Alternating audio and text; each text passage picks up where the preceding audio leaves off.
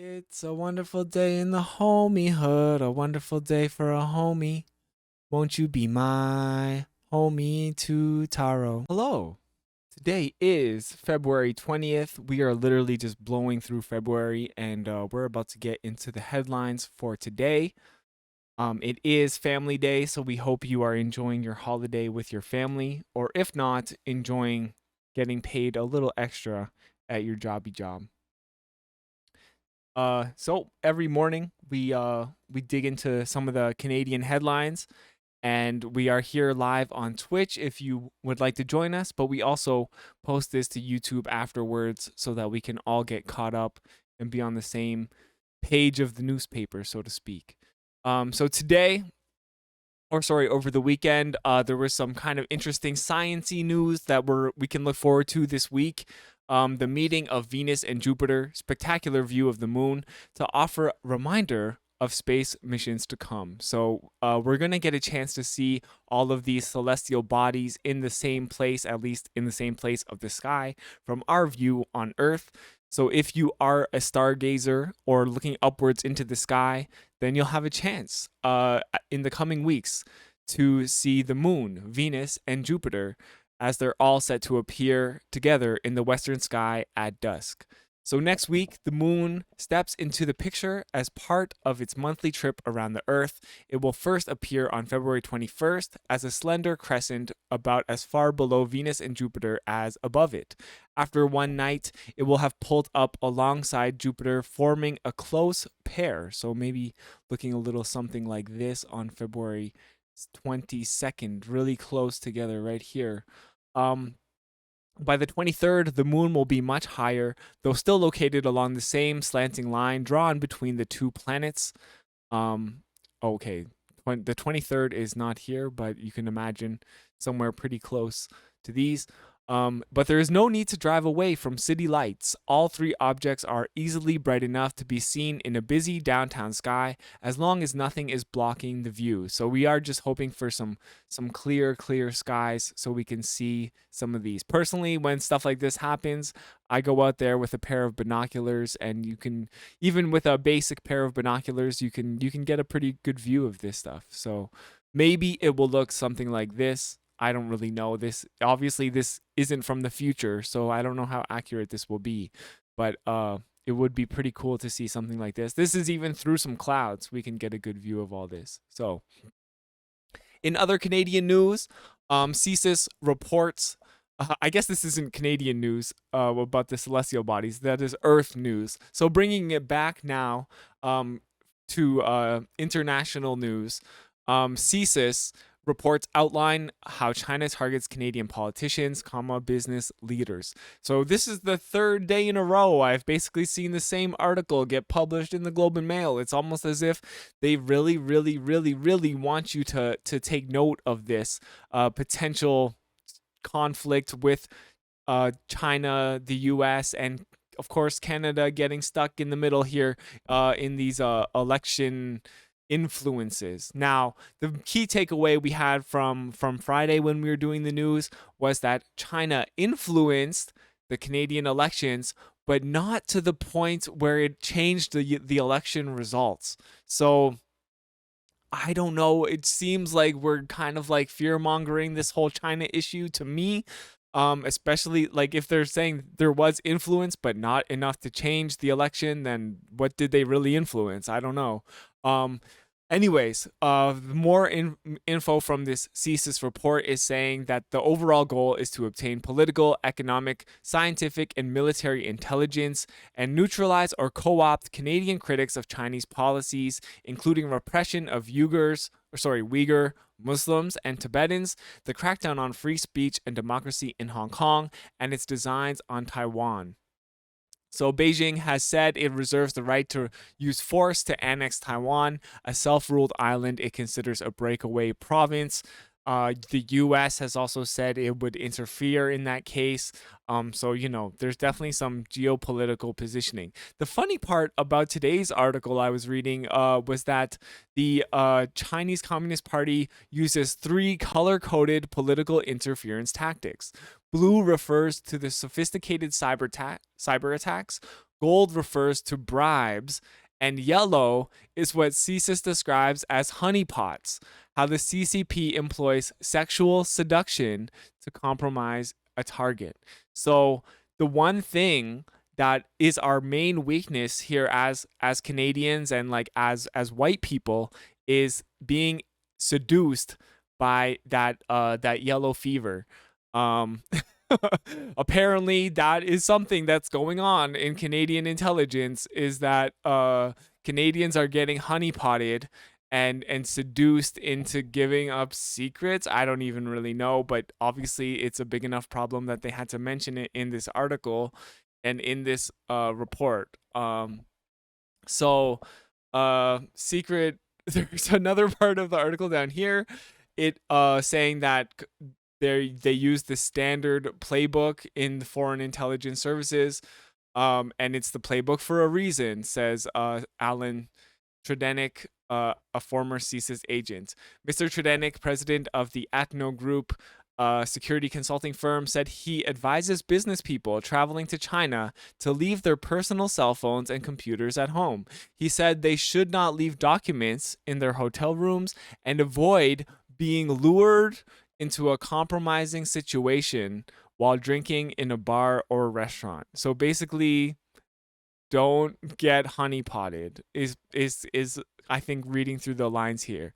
If you're a Canadian business person and you're traveling and you're thinking, hey, maybe you'll get lucky on your trip, just don't, I guess, because you're probably not good looking, you're probably not attractive at all, and no one would sleep with you unless they were trying to get state secrets on Canada. So just to, just exercise a little self-awareness about how fugly you are, and that no one wants to sleep with you, like especially probably Asian women.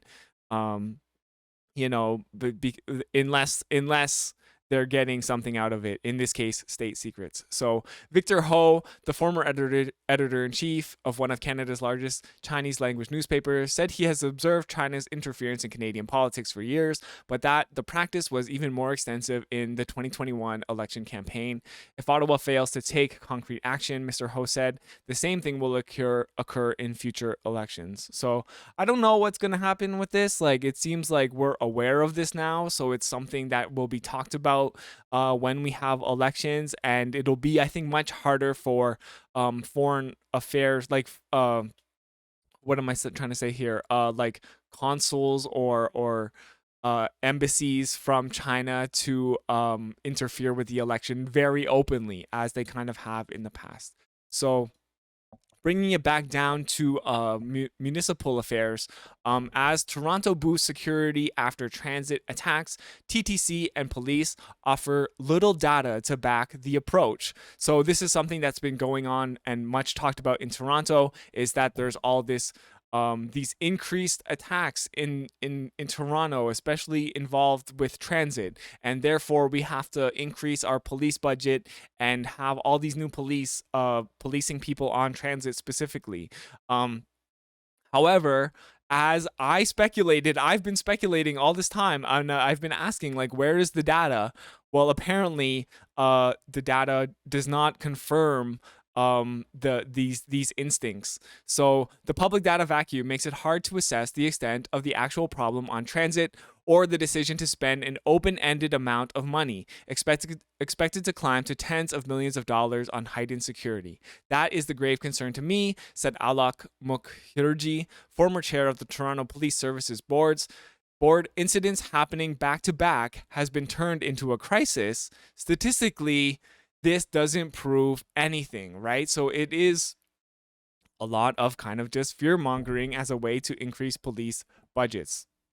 So after a series of attacks, a series of incidents, and after a woman survived being stabbed, police responded by detailing an extra 80 officers to patrol the transit system. Some critics dismissed this, saying that the show of force would be less helpful than more mental health supports. Of course, like, that is what we've been saying forever and ever.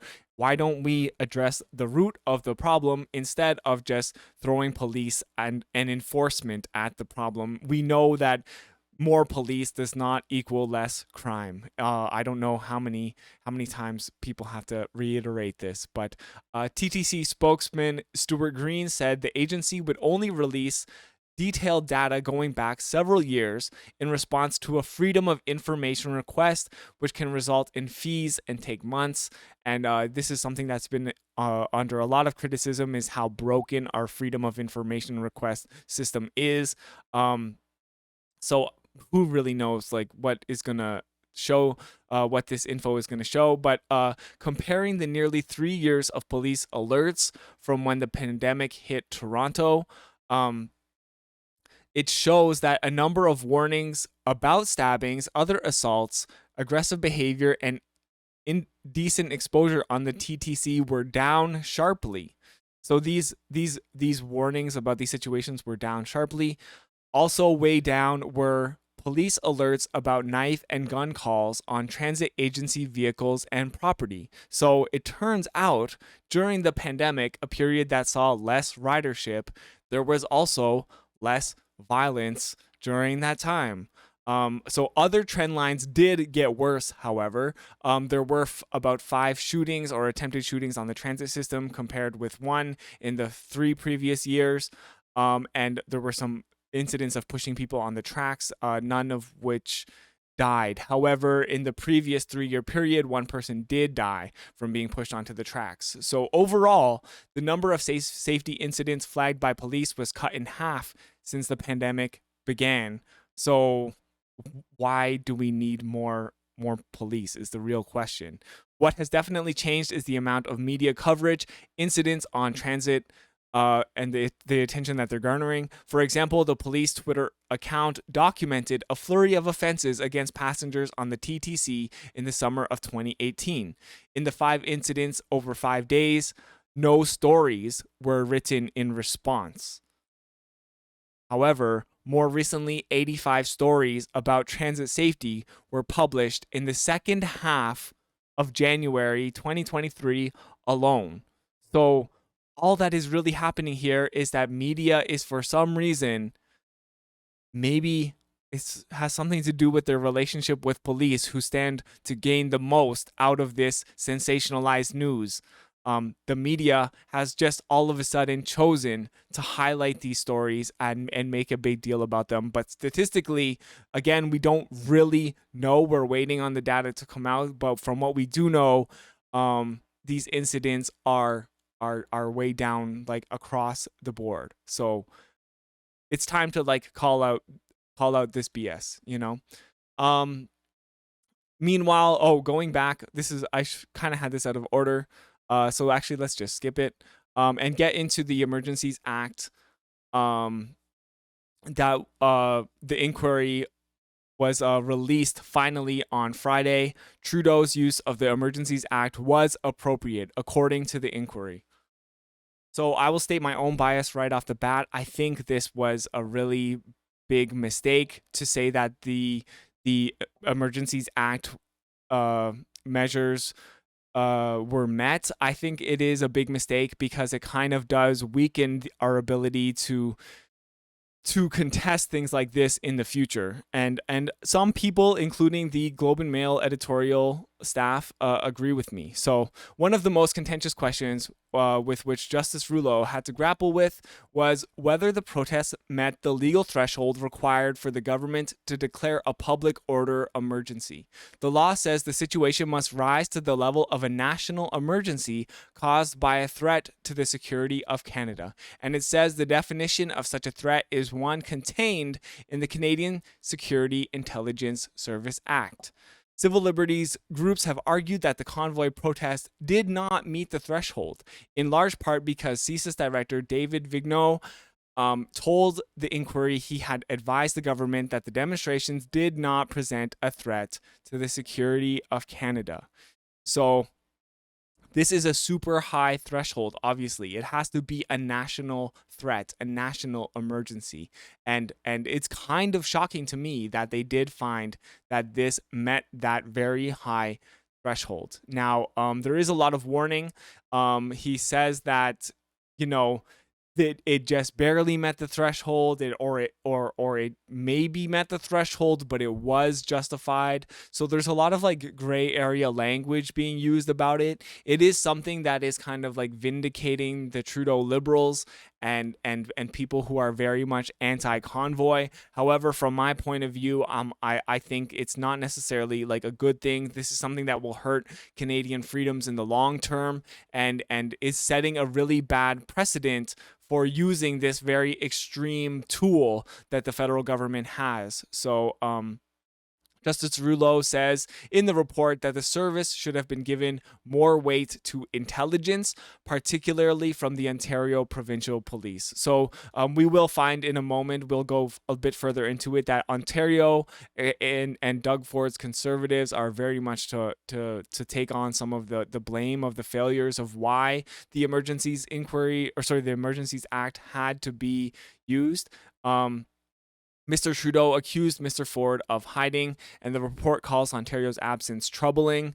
One important thing here is that the Canadian Civil Liberties Association, and at a news conference on Friday, Cara Zweibel, who is the director of the Canadian Civil Liberties Association, felt that her group feels as though the threshold for invoking the Emergencies Act was not met. So even though the commission has concluded this, it's not really a universal agreement that this is something that should have been enacted. Justice Rouleau says the link between the Emergencies Act and the CSIS Act should be severed, right? So the CSIS Act is the one that says that it has to be a national threat. They should maybe review this process, and I sincerely do hope that there is a very serious review, and they kind of like change how you're able to use the Emergencies Act, so that now that we've set a precedent, it can't necessarily be applied to the next time the act is invoked, because we're making it harder and harder to enact. That's kind of my hopes, because yeah, as Ribert 808 says in chat, the government might use this against land defenders or civil rights protesters. And yes, like I agree that we should fight fascism and the rise of the alt-right at every turn, but not necessarily in a way that weakens the freedoms of all Canadians, and might compromise people who have legitimate grievances, and their ability to protest. So a host of recommendations is aimed at policing. So, there's another article here, 5 key takeaways, just really quick, probably stuff we all know. Protests were unsafe and chaotic, putting the citizens of Ottawa in danger. Emergency declaration was appropriate, according to the commissioner, Justice Rouleau. I, however, disagree. Policing failures and missteps, like obviously, yeah, police did a horrible job. Political failures and Ford's government's absence. The province was not engaged when protests in Ontario were limited to Ottawa. He said if there had been more collaboration at the political level, he said the governments could have helped to iron out the communication, jurisdictional, and resourcing challenges that plagued the early response to the protests. And there are 56 recommendations for police agencies and governments. We'll go over some of those in a moment. Ontario's response to trucker convoy in Ottawa, troubling, reports finds. So Mr. Ford and then Solicitor General Sylvia Jones, now the Deputy Premier and Health Minister, declined to participate in high-level political talks. They use their parliamentary privilege, which is when you say, "Oh no, I have to be in Parliament, so I can't come and do that," which they totally could have come and do that. Justin Trudeau could have also used his parliamentary privilege, but he, chose to engage with this topic in good faith because he had, presumably nothing to hide. And Mr. Ford very much, however, I think did have something to hide, and he didn't want to wear this on his face. However, he's still wearing it, maybe on his neck, just maybe not so obvious.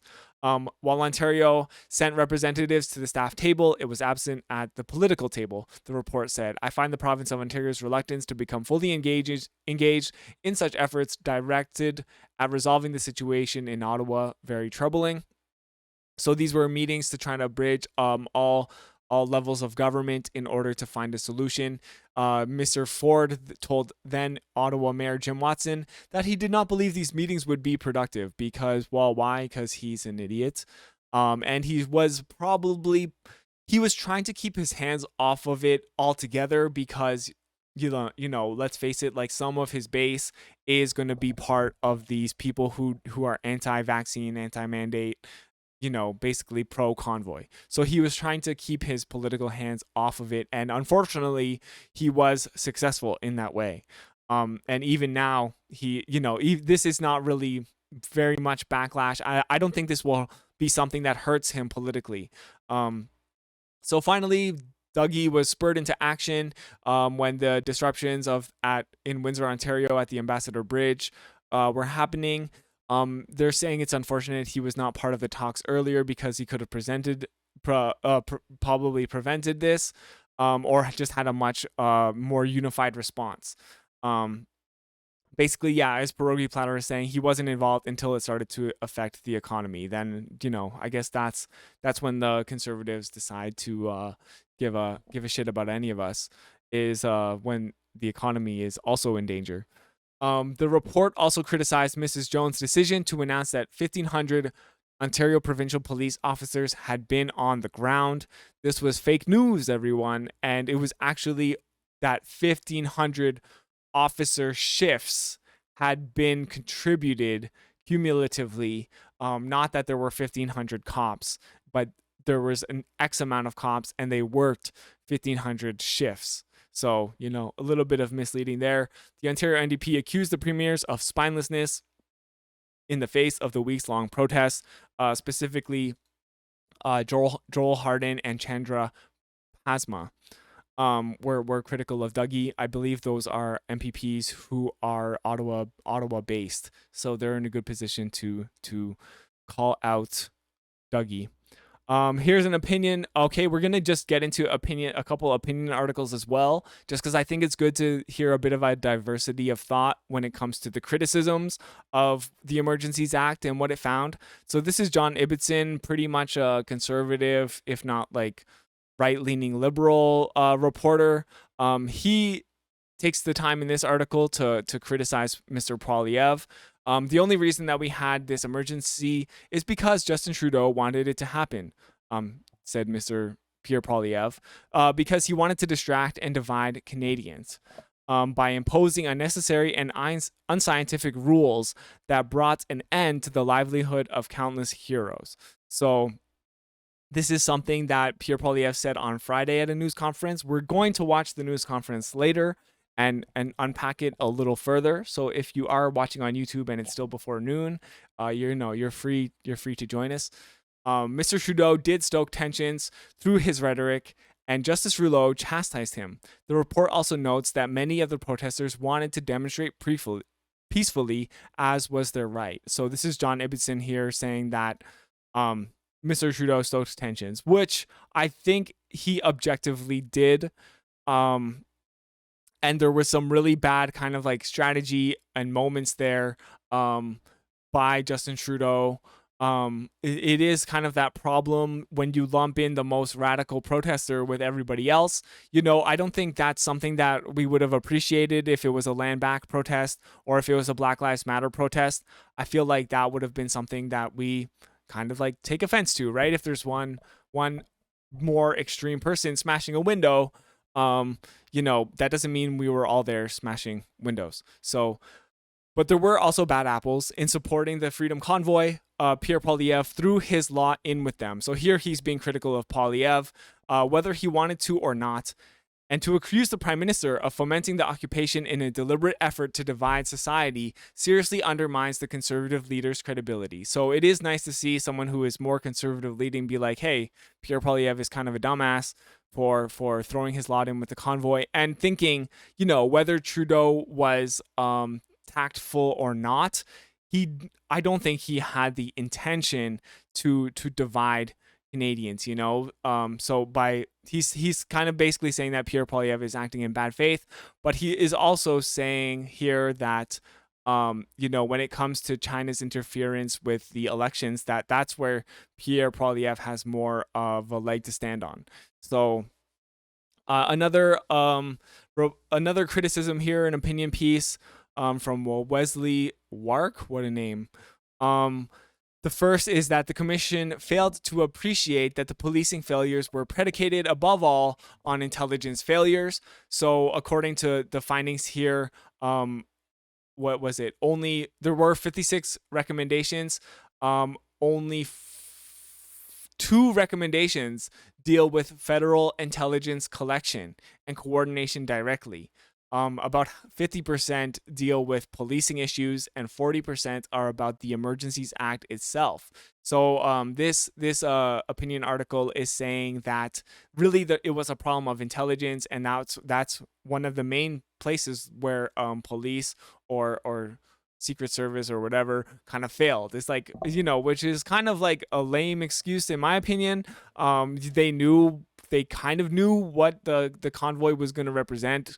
They should have known that it was going to last more than just a weekend. The second factor that the Rouleau Commission report failed to seriously investigate was the impact of federalism in the crisis. So federalism is despite the name making it sound like this is all Trudeau's fault or the federal level's fault, it is basically just the idea that all levels of government should work cohesively together, and basically that is where we failed. And I agree. It's just pretty obviously a problem of federalism and the federal government working together with the provinces and the municipality. We know that is what created a lot of issues in this case in Ottawa. So lastly is the opinion from the editorial board of the Globe and Mail.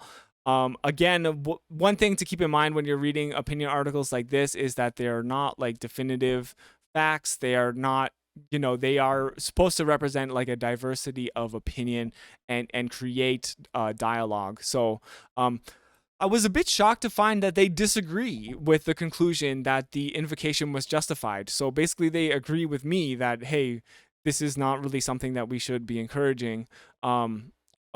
Is the use of the Emergencies Act. Justice Rouleau is prepared to give the Liberal government the benefit of the doubt for not establishing that the existing policing plans and powers were not up to the task of ending the protest. That generosity stretches too far in the view of the Globe and Mail editorial board. So I'm actually like happy to see this because, I felt like a lot of the instinct of liberals online or people who would just like straight up loathe the convoy was, hey, this is a W. This is good for Trudeau. This might mean that will prevent a Pierre Poilievre victory in 2025 or whatever.